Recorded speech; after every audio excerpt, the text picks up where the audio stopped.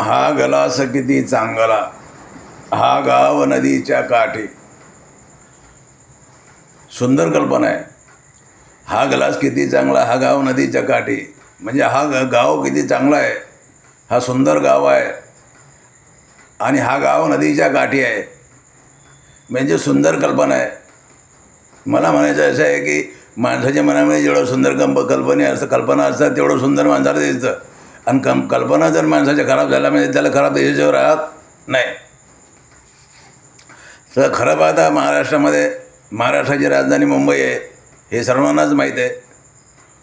पण महाराष्ट्राची राजधानी मुंबई असतानाही मुंबईची भाषा थोडी वेगळी वाटते. खरं सर्वात महाराष्ट्राची शुद्ध भाषा म्हणजे मुंबईमध्ये पाहिजे होती. पण खरी शुद्ध भाषा ही पुण्याला गेली.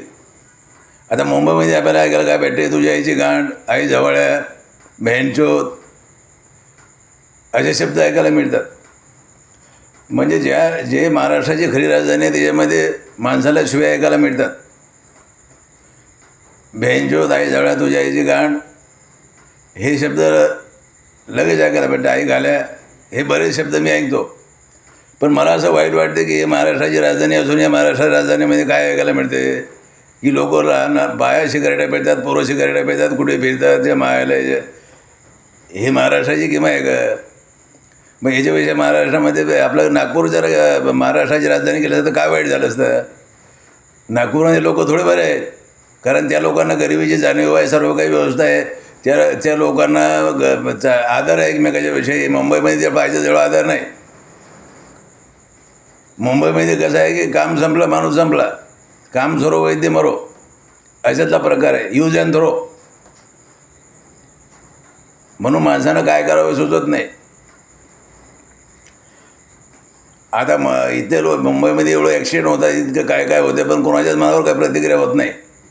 फक्त सत्ययुगामध्ये गौतम बुद्धाच्या मनावर अशी प्रतिक्रिया झाली होती की हे जीवन काय आहे, माणूस म्हातारा होतो, माणूस मरतो आणि माणसाची अवस्था काय होते, म्हणजे हे जीवन आहे काय व हे जीवनाचा अर्थ फक्त गौतम बुद्धांना कळला होता की ह्या जीवनामध्ये काही पडलेलं नाही आहे, काही उरलेलं नाही आहे. आपलं जीवन हे संपणार आहे, आपण म्हातार होणार आहे, आपण मरणार आहे, हे त्यांना तेव्हाच कळलं होतं सत्ययुगामध्ये. म्हणजे हे गोष्ट कधीची हजारो वर्षाच्या पलीकडची गोष्ट आहे.